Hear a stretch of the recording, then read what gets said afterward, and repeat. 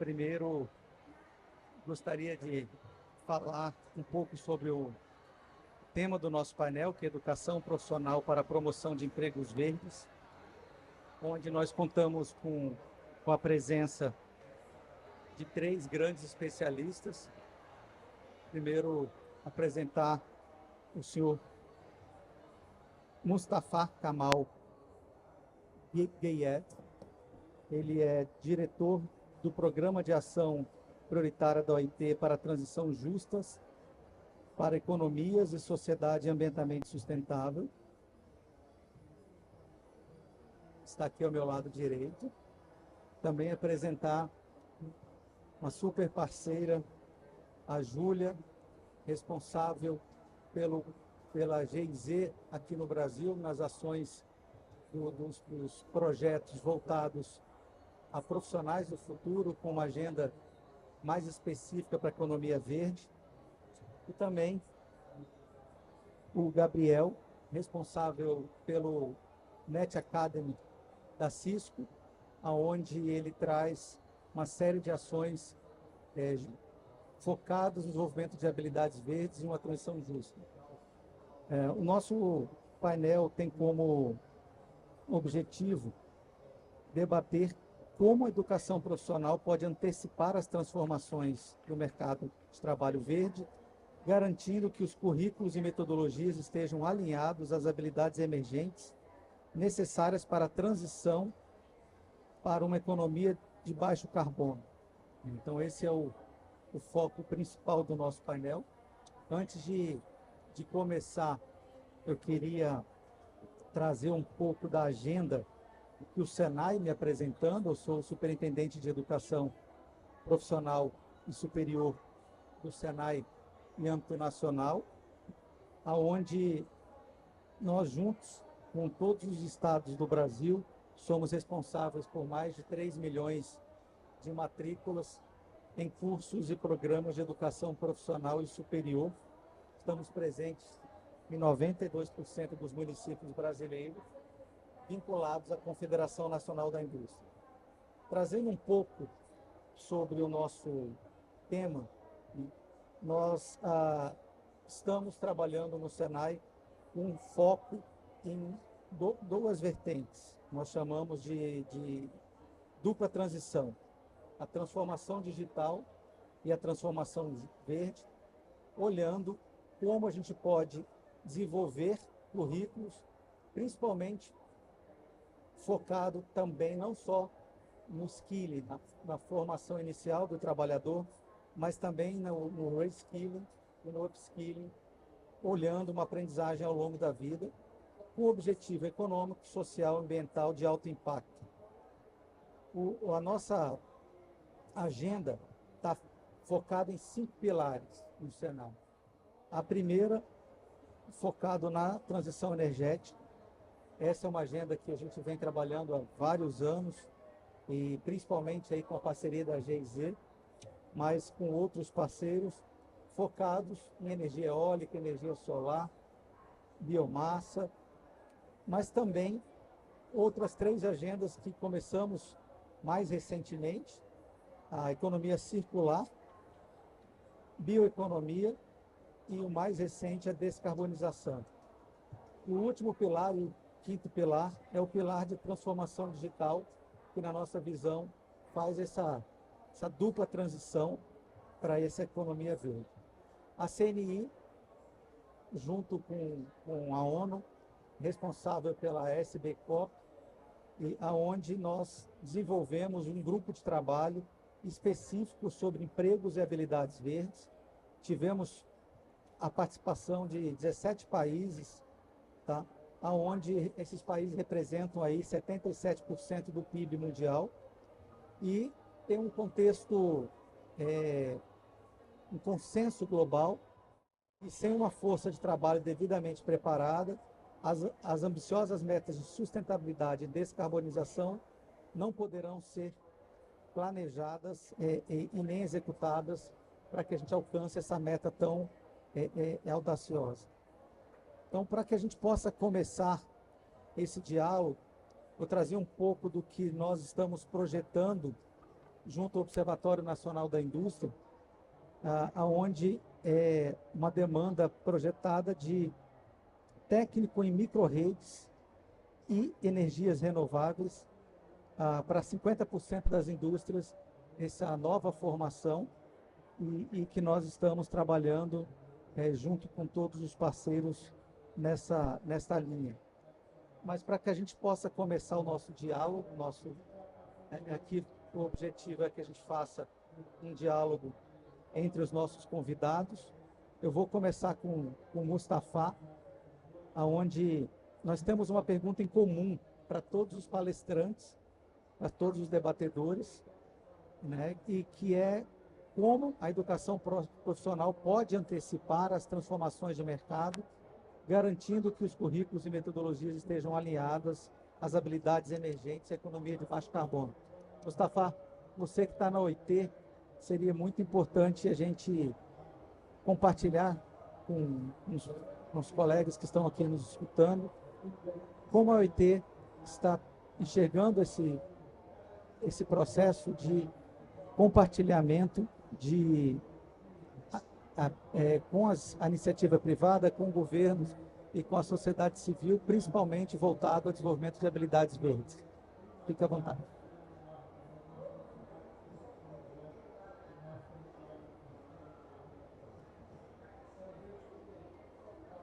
Well, thank you so much, first of all, for inviting the ILO to be in this very important discussion. So I am directing our program in Geneva, but also working very closely with the director of ILO Brasilia office, Vinicius Pinheiro, who couldn't be here today for other engagements. So the question you ask is very important. How can professional and TVET systems support the transition to sustainability, including in the energy sector? The way we look at it at the ILO is first to understand what is the nature and the scale of changes that will happen in the labor markets as a consequence of the ecological transition. And we do that through a number of global, regional, and national level assessments. So our global assessment of what a green, low carbon, and a circular economy would make to the world economy by 2030 tells us that it's possible to generate 100 million new jobs by 2030. But at the same time, this transformation is going to impact 78 million workers. So that is the scale of workers that would have to be reskilled, upskilled, so that they move from one occupation to another. Could be moving from oil and gas industry to renewable energy, but this is also in the transport sector, in construction, and in other sectors of the economy. We also find that many of those skills that would be required in the green transition, and I also want to echo the very important link that you have made with the digital transition, because these are very much linked and they are knowledge intensive. We find that for many of those skills, they have to be high to medium to high skill requirements. So that's where our work is starting. We have done a number of global and regional and country level assessments, including with the Inter-American Development Bank, where we assessed the low carbon transition in Latin America and the Caribbean. And our study indicates the risk of displacing 7.5 million workers in the fossil fuel sector in Latin America and the Caribbean. But it also shows a very positive narrative that the bioeconomy, the shift in agriculture from meat-based proteins to plant-based proteins, which is a very important asset for the Amazon region, can generate 15 million jobs for the region, including Brazil. Now, this is an area where governments and businesses, industries will also need a lot of anticipation. So we are now working on a modelization approach, which we call speed. That's a model that we have developed in the ILO for productivity for the green and ecological transition. But the ILO has also developed a guidance for greening TVET institutions. So we are engaging with Brazil and other countries with institutions in charge of professional education and training for them to look at where is it that green occupations are going to be in demand in the future. What is it that they are offering now in terms of training, and where is the gap, so that they can build in, they can bring in new training courses, whether it's in energy efficiency, whether it's in transport, in energy systems in general. So those are the two areas of work where we are on the knowledge side. But then to end, we are also working with a number of countries at the more systemic and policy level. Brazil is in this ecological transition. Countries are coming with their nationally determined contributions on climate, the NDC. So we're also trying to work with them at the policy level so that the skills elements are recognized as very critical elements of climate action, and that they are also financed. So I'm happy to come back to that part on the policy, because that's also part of what delegates right now in the room 22 are negotiating on the Just Transition Work Program. It is unfinished business, because the importance of skills is not, in our views, recognized at the level it needs to be, and the financing that needs to be there. But I'm very happy if we can come back to that point in our conversation.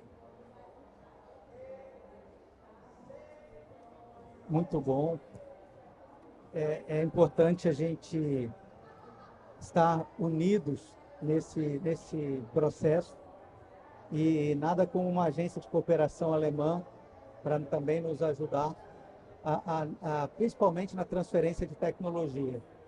E por isso que eu queria, Júlia, que você contasse um pouco o que a GIZ está trazendo de novidade aqui para a COP. Eu sei de estudos que vocês lançaram aqui recentemente para a COP, e eu acho que é importante a gente conhecer esse trabalho, e também que se você pudesse falar um pouquinho de uma bela agenda que a GIZ tem no Brasil há vários anos, com parceria com o Ministério da Educação, com o próprio Senai, que é um programa de profissionais do futuro que traz as habilidades verdes no coração, a transição energética, a inclusão produtiva, a diversidade de gênero, todo esse processo que o governo alemão está empenhado em acelerar no Brasil e em diversos países.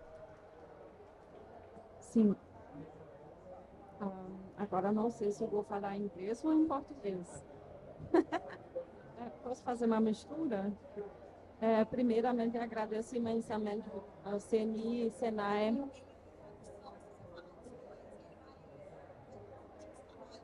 melhor só uma língua, tá? Pelo convite, uma parceria já de longa data e extremamente importante para os dois países. Sim, o que a cooperação alemã trouxe aqui para a COP, nós estamos muito felizes que na quarta-feira da semana passada nós lançamos uma nova iniciativa global exatamente sobre o nosso tema. Essa iniciativa chama-se Skills and Jobs for the New Economy, e a GIZ é um parceiro, a OIT é um parceiro, outros parceiros como o WRI estão ao bordo a essa iniciativa, justamente para mudar o debate sobre skills and jobs. Como o Mustafa explicou muito bem, no debate climático, o tema de skills development ainda não está muito visto, não está muito integrado nas debates e nas negociações. Por exemplo, somente 1% dos NDCs tem financiamento destinado para skills. Em menos de 50% dos NDCs é um tema. Então, estamos vendo uma lacuna, e eu estou muito feliz que que aqui é o espaço para colaborar, é o espaço de parceria para mudar isso. E como a presidência da COP tem o foco, né, no Fostering Human Development, então acho que essa COP pode ser um turning point mesmo para colocar mais foco nessa temática. Essa iniciativa foi lançada junto com um flagship report que traz números bem interessantes. Por exemplo, que tem um potencial de criação de 250 milhões de empregos até 2030, e outros números que mostram o grande potencial e a grande necessidade de investir mais nas competências e conhecimento das pessoas.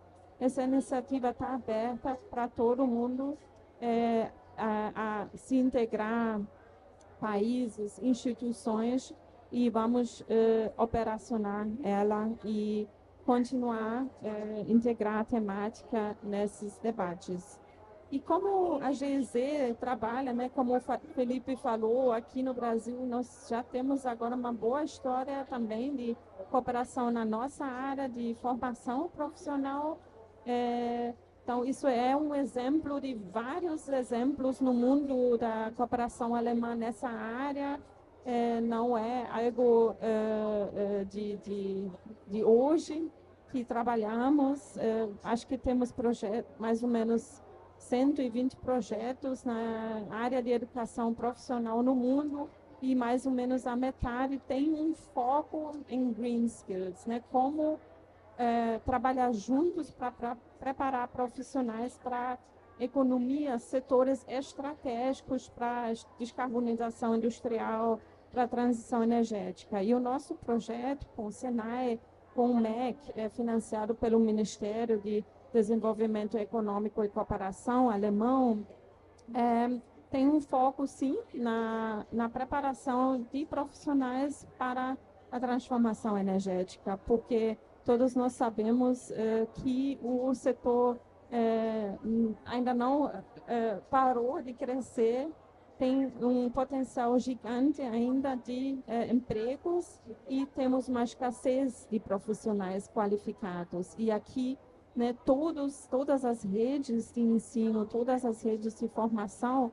têm um grande papel de correr e ofertar o máximo possível de formação para pessoas, para o setor solar, para o setor eólico. Então, junto com o Senai, com o MEC, nós usamos dados globais da OIT, principalmente, também do Banco Mundial, se existe, mas também depois olhamos para o nível local, né, e tentamos entender qual é a demanda, né?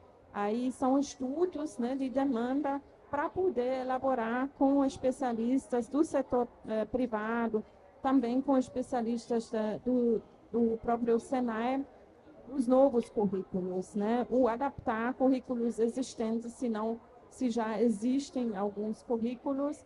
E depois o nosso trabalho principal é a capacitação de professores, porque eles que têm esse papel-chave na sala de aula para transmitir para os futuros profissionais novos conhecimentos, né? Então, eles têm que se apropriar, eles têm que aprender. E isso é um grande trabalho, e a gente trabalha em um estreito alinhamento com o setor privado, com associações aqui, a Absolar, a Beólica, a BGD, com empresas alemãs como Siemens Energy e outros. E apoiamos também, né, na implementação dos cursos, principalmente os institutos federais do MEC. A gente orienta com bastante material e apoia essa implementação de novos cursos, né? E dessa forma, nos quase últimos 10 anos, chegamos a formar quase 40 mil pessoas, né? Assim, quem forma são as redes e são as escolas, os centros do Senai no país inteiro, na verdade. Isso é um grande sucesso, é um grande exemplo, E isso é um exemplo, né, de como realmente implementar a preparação de mão de obra para a transformação econômica e ecológica. Muito bom, Júlia. Gabriel, eu queria fazer uma conexão, né? No início eu falei um pouco dessa dupla transição, né? Transição energética com a parte também de transformação digital. E a Cisco está exatamente nesse elo, né? E é uma instituição super importante para que a gente possa conseguir fazer isso de uma maneira justa e sustentável. Fala um pouquinho, conta um pouquinho do Net Academy, mas também trazendo essa conexão dos currículos que a Cisco se preocupa em junto com as demais instituições no mundo. Primeiro, uma grande satisfação estar aqui representando o Networking Academy. O Networking Academy ele é o programa da Cisco de responsabilidade social voltado para a educação profissionalizante no mercado de tecnologia, né? A gente entende que trazer essas habilidades tecnológicas, elas vão sustentar também essa transição verde. A gente já treinou mais de 28 milhões de pessoas no mundo, são quase 30 anos, e no Brasil a gente tem uma atuação também histórica, quase 1 milhão, mais de 1 milhão de alunos que a gente treinou. E eu queria agradecer, Felipe, o Senai pela parceria, são 25 anos de parceria com o Senai. A gente tem uma capilaridade aí nacional e várias iniciativas. Eu acho que a SBCOP é uma delas. A gente participou também nesse grupo de trabalho de empregos e habilidades verdes. Então, realmente é uma parceria muito estreita. Eu acho que, né, quando a gente fala de riscos globais, a gente fala, com certeza, da mudança climática. Eu acho que a gente está aqui, né, na COP para isso. Mas eu acho que o próprio Fórum Econômico Mundial fala que a aceleração da digitalização, né, com o advento da inteligência artificial, da automação e dos riscos cibernéticos cada vez mais prominentes, a gente tem aí né, também uma preocupação muito grande para a humanidade nos próximos 10 anos. Né? Como que a gente traz essa transformação digital de uma maneira positiva para a sociedade. Eu acho que a transição energética, a transição verde, ela é uma fase, são duas faces da mesma moeda, né? A gente tem que tratar a transição verde, mas a gente tem que também pensar em como que a gente aplica essas habilidades digitais, né? Eu acho que elas estão, né, cada solução verde requer tecnologia, requer habilidades verdes para serem implementadas, para serem pensadas, esses processos de inovação. Então, a tecnologia ela vai permitir medir, vai permitir automatizar, vai permitir realmente que a gente consiga escalar essas soluções verdes da maneira que é necessária para esse desafio tão grande que a gente tem. Né? Eu acho que o avanço da inteligência artificial, né, torna essa conexão ainda mais estratégica. Né? A gente está vendo né, vários exemplos super estratégicos de como a inteligência artificial pode ajudar na questão climática e na mitigação, né, desses riscos e dessa crise. Eu acho que nada disso acontece se a gente não tiver pessoas capacitadas para operar essas tecnologias e né, a fundação dessa transição verde que a gente quer. Né? A gente está falando, vocês falaram de energia eólica, né? Como você traz essa tecnologia sem ter, por exemplo, profissionais que possam operar né, esses sistemas de controle? Quem né, fazer essa visualização de dados, o tratamento de dados para que a gente possa realmente né, trazer essas soluções de uma maneira mais eficiente e com escala e com as pessoas né, qualificadas. Eu acho que a transição verde ela só acontece com a qualificação profissional nessas tecnologias. Né? E é por isso que eu acho que a gente considera que a educação digital ela também é uma educação climática. Né? A formação em networking, em redes, em cibersegurança, né, em dados, ela fornece diretamente essas capacidades da sociedade de inovar, da gente reduzir emissões e também de trazer e criar soluções novas através da inovação.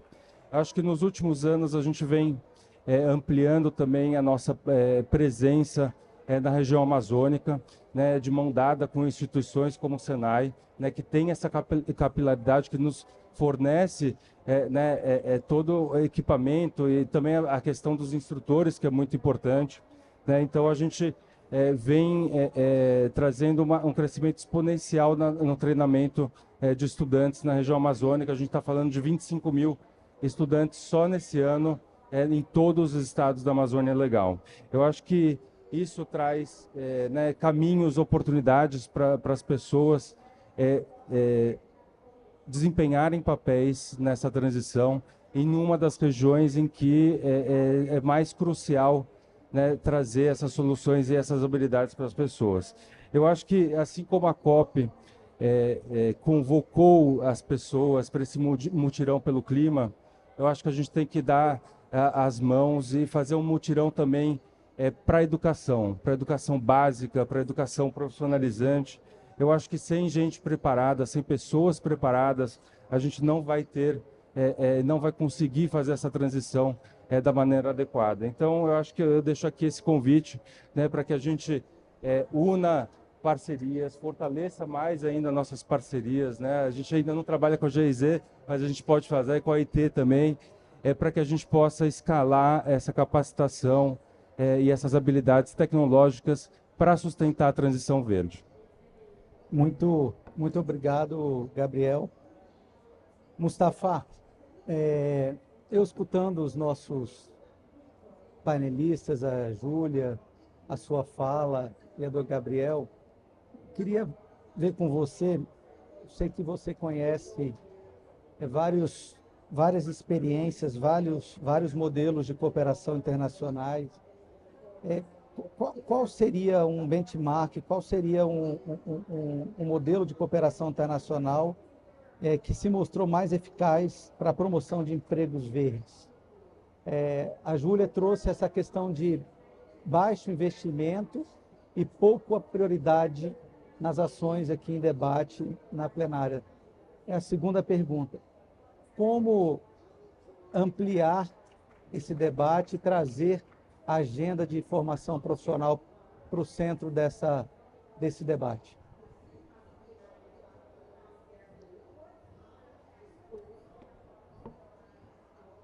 Well, thank you very much. I think the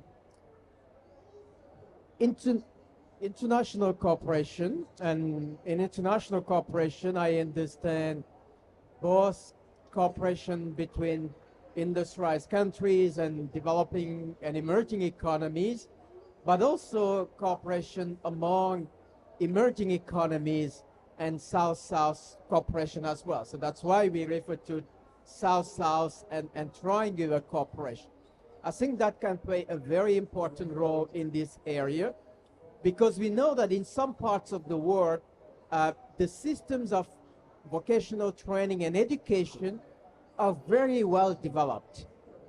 Germany is the case in point, and I think we've heard from Julia about that. But the ILO our headquarters is based in Switzerland. In Geneva, the Swiss have the same system.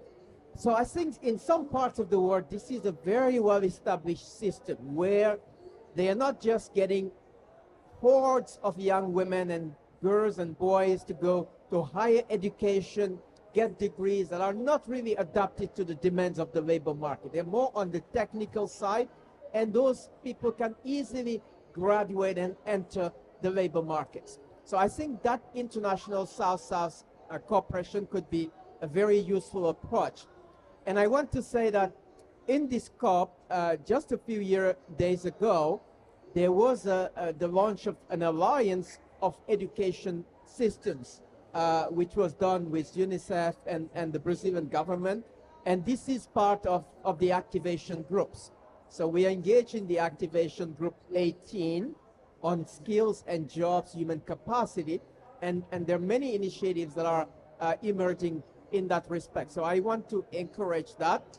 But then my second element is that a lot of this effort will be driven by the private sector itself. You know, Senai and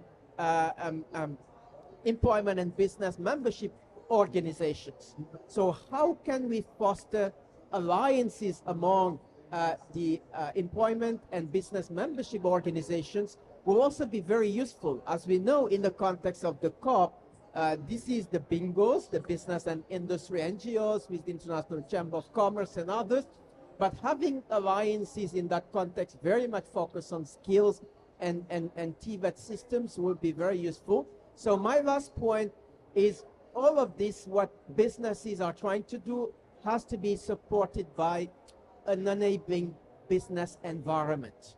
And that's why I started by emphasizing the importance for the Just Transition Work Program to recognize these elements so that governments, when they design their climate policies, being NDCs or whatever outcome will come from the Just Transition Work Program, will also have those elements of cooperation at national level, but also cooperation among business organizations across borders as well. Thank you, Mustafa. Júlia, Mustafa coloca a cooperação no centro como uma boa prática para que a gente possa trazer a agenda de educação profissional. Eu queria que você falasse um pouquinho mais não só desse esforço de cooperação que a GIZ está na sua missão, mas também de como a GIZ está trazendo a diversidade, a agenda de inclusão de mulheres nessa transição verde. Posso tentar.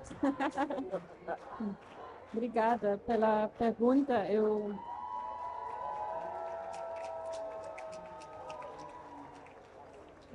Talvez respondendo a primeira parte, a primeira pergunta também para o Mustafa, eu acho que precisamos de tudo, cooperação, colaboração, iniciativas globais, bilaterais, público e privado, porque cada um traz uma perspectiva, uma força, e para a educação profissional precisamos muito esse lado do mercado de trabalho para alinhar as ofertas, como discutimos aqui. Mas respondendo à tua pergunta, que é muito importante, né?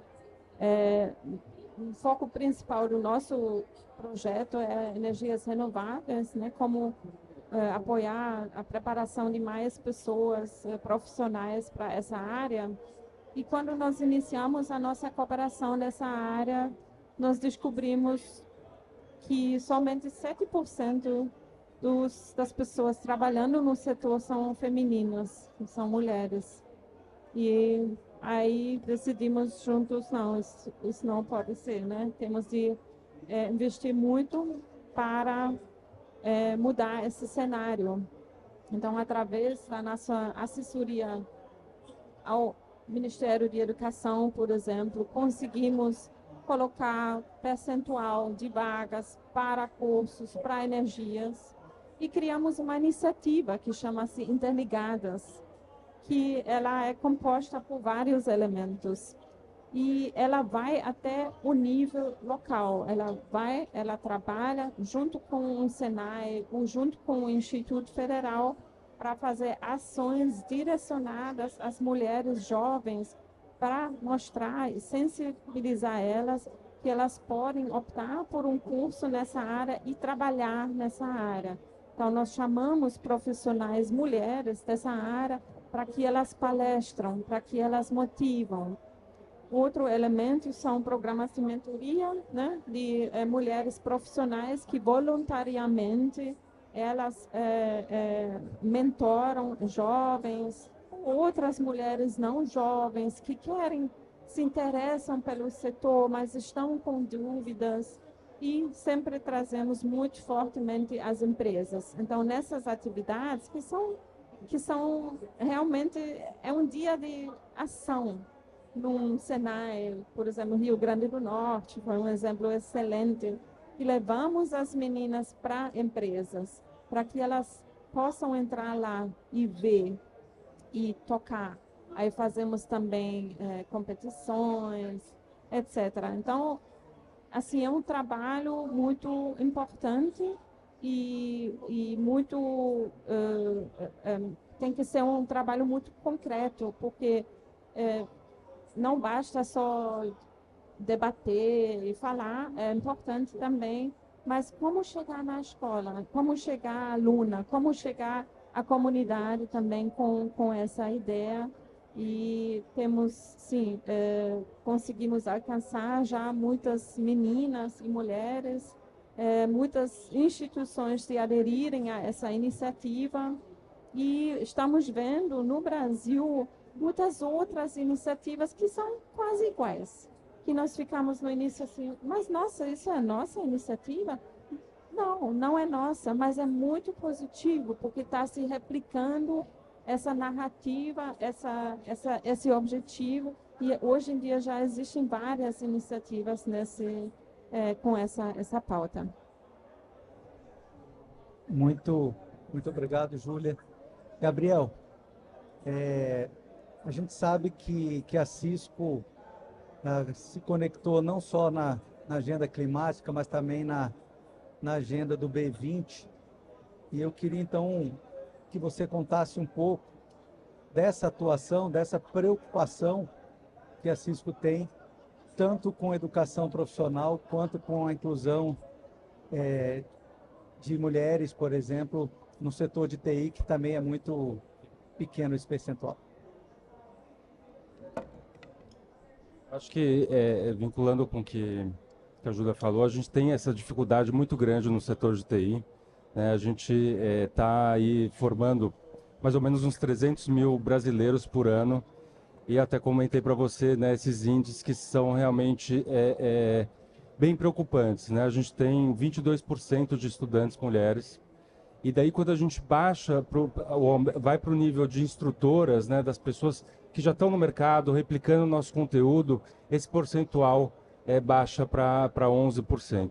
Mas eu acho que uma das questões, das respostas que a gente tem para endereçar a questão da falta de habilidades e competências digitais são as nossas parcerias.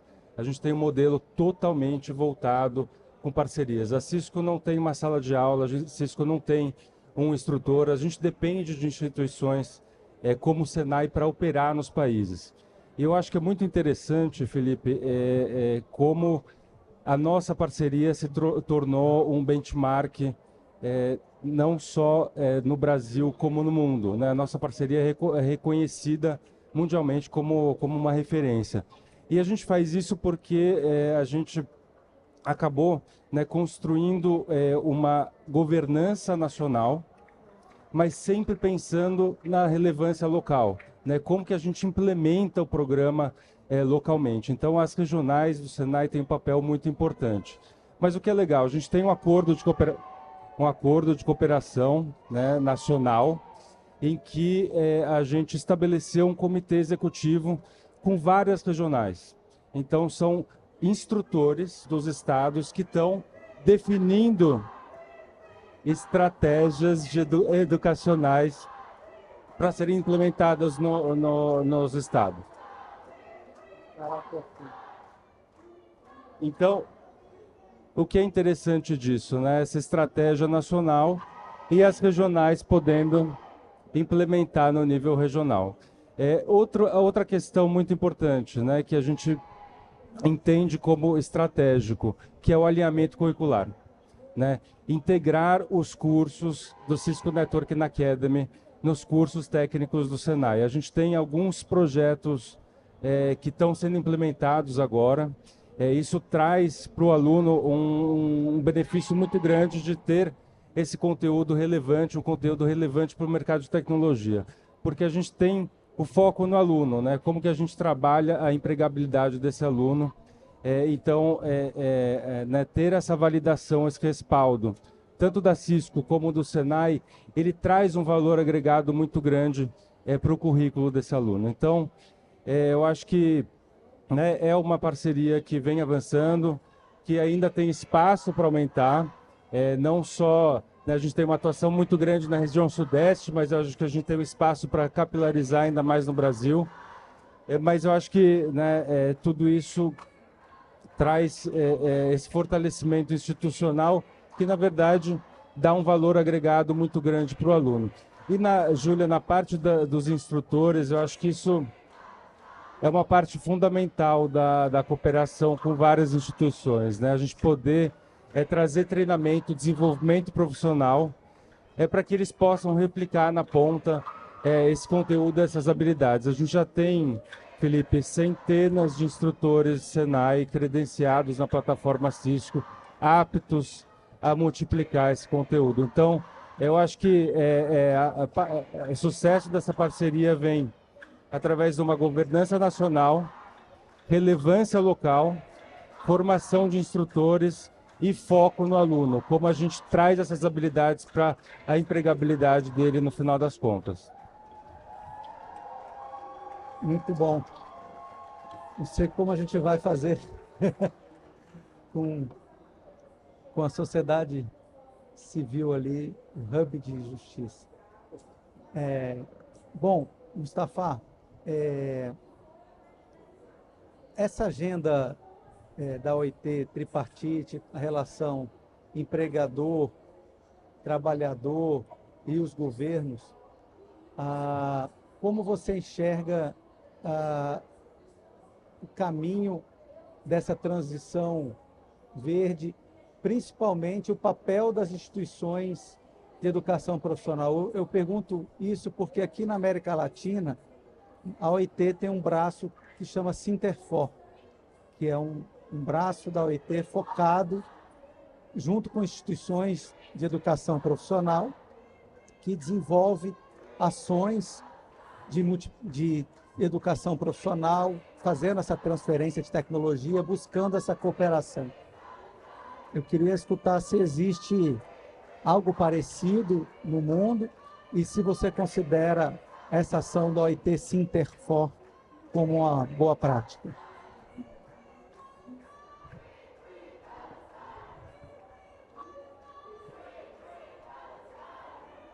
Thank you, Philip. I think what you said about the tripartite model of the ILO, we know it's a unique setup in the UN system. But what it does is that it brings actors in the real economy to discuss issues that governments alone cannot address.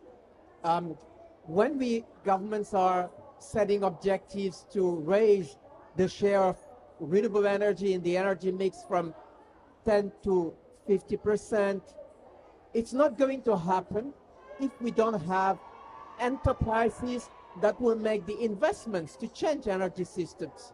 It will not happen if we don't have workers at various levels, from technicians to engineers, that have the skills to make those changes possible. So that's why having these different actors in the real economy is the driving force for change. And so the model that we follow, and Sinterfor is an example. So unfortunately, we don't have that model everywhere else in other parts of the world, and that's something that should inspire other regions in Africa, in Asia, to look at that model. Because that also brings me to what I said earlier about international cooperation and South-South and triangular cooperation. Because with Sinterfor, we're also able to build that knowledge and sharing of the knowledge across countries in the region. So I would say it's a very effective model, and it would be useful to share. And I think countries are looking for such models. That's why I mentioned that in the activation group the other day, there was this new alliance launched between Brazil, Latin America, and the Caribbean, and Africa. And I hope that we can also connect with that alliance, because Sinterfor is a model that could be useful for the member state and countries, business organizations in the Africa region and beyond Latin America and the Caribbean. So it's very important, but I think that still the missing piece for me and colleagues is the process itself. We do not have sufficient presence of business organizations, employees organizations, and workers organizations in the policy making process in many of the countries. So we see that in the negotiations here. Of course, we understand UNFCCC is a party-driven process, but within that understanding, there needs to be a much more important role by business membership organizations, employers, and their representatives, as much as we need that for trade unions. But at the national level, this has to be much more scaled up, and we think that it is what is going to make these changes possible.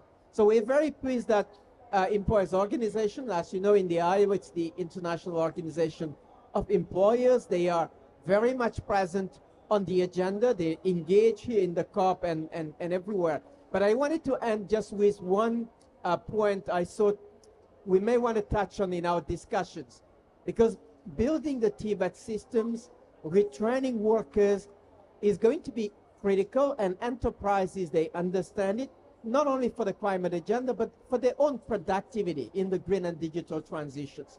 But a question that we know what the scale is, we've done studies on that, we know what the gaps are. Where we don't have clear answers is how much does it cost and who has to pay for it. You know, when enterprises understand, whether Cisco, whether it's I don't want to name companies. Our employees don't like that we speak about individual companies. But business organizations know where they need to build skills, where they need upskilling. But is it for enterprises to pay, to bear that cost of retraining? Because one can argue that the transition we are in is largely driven by public policy choices. The climate policy is a public interference in the functioning of markets, because the world wants to decarbonize. So one can argue, because it's driven by public policy, it is also reasonable to ask that the taxpayers' money go into that channel. So that's why we say that climate investments must also pay for reskilling and upskilling. So it's not just enterprising will have to put in money, but the climate funding, the Global Environment Facility, the Green Climate Fund, they all have to chip in money in the skilling and building the workforce that we need for the future. But that's an open question. I'll be happy to hear from our other panelists on who has to pay, because that's a question we're trying to put on the table. É verdadeiramente um desafio. Quem vai pagar? Bom, Júlia, acho que devido ao barulho, acho que a gente pode ir chegando ao final. Queria que você deixasse um pouco quais são os próximos passos que a GIZ enxerga nessa agenda e como o Brasil pode ajudar nesse processo. Aqui no Brasil, né? Nós vamos continuar, né, com a nossa cooperação bilateral. Acho que a abordagem trilateral é muito, muito boa também. E o BMZ, que é o Ministério de Cooperação Alemão, ele tem um fundo específico. E nós já realizamos vários projetos com o Senai, com outros países, na nossa área de TVET, né, de educação profissional. E isso traz resultados espetaculares. Além de energias renováveis, na nossa cooperação bilateral, nós também estamos trabalhando, né, na bioeconomia, e acho que temos muito espaço para ver estratégias também para desenvolver competências da economia circular, né, circularidade, com vocês, com o Senai e com as outras redes. Acho que isso é fundamental.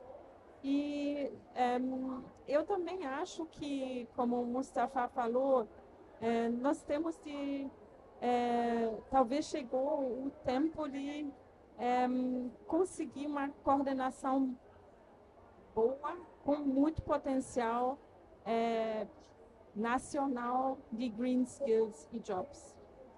Com vocês, com os ministérios relevantes, educação, trabalho, com a SBCOP também, que vai, né, o CNI vai continuar a atuar, que é um sistema que está se formando, que vai ser levado para outras COPs também, e com os atores de cooperação também, porque temos a taxonomia de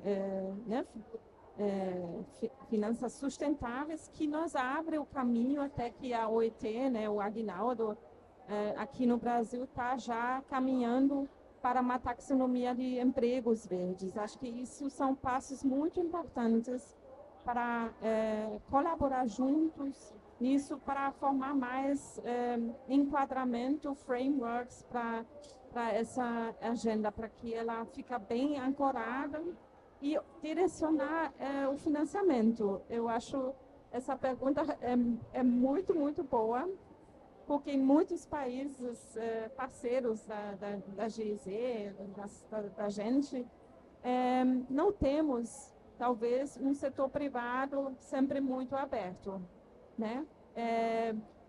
Falam de incentivos, qual é a motivação, e esse pensamento, né, de, ok, quem está puxando, quem está querendo descarbonizar. Nós fizemos estudos entre as empresas alemãs aqui no Brasil e, infelizmente, o investimento deles em upskilling e reskilling para metodologias ou competências mais sustentáveis ainda é pouco. Então, isso mostra que não é que eles não querem, mas eles também precisam essa colaboração, esse apoio, esse diálogo. Acho um tema muito, muito importante e acho que temos muitas coisas a fazer no nosso projeto com vários parceiros e é isso. Muito bom. Gabriel, você, para a gente ir fechando, na sua visão aí, quais seriam as oportunidades com a Cisco nessa agenda de uma transição justa, de um desenvolvimento de habilidades verdes? É bem na minha hora. Eu acho que, né, vinculando ao que eu comentei antes, eu acho que a questão das parcerias, elas são essenciais. Eu acho que está no nosso pipeline aí de atuação, a criação de novas parcerias, mas, sobretudo, o fortalecimento das parcerias existentes, né? A questão da massificação e sensibilização de alunos do Brasil e do mundo com relação às questões tecnológicas, né? A gente entende que o mercado de tecnologia não é para todos, né? A pessoa tem que ser sensibilizada, então a gente tem que criar esse funil de estudantes para que realmente a gente consiga encaminhar uma porcentagem deles para o mercado de trabalho, para o mercado de tecnologia. A questão de inclusão de gênero, acho que é fundamental para a gente desenvolver esse setor de uma maneira muito mais diversa, né? A gente entende que isso é um gap muito importante. E a questão também da qualificação profissionalizante, né? Eu acho que quanto mais alunos a gente puder encaminhar para cursos mais técnicos, mais profissionalizantes, a gente vai estar apoiando de uma maneira mais efetiva, não só o setor de tecnologia, mas também todo o setor que apoia a transição verde. Muito bom. Vamos chegar ao fim. Acho que o stand aqui ao lado está bem animado.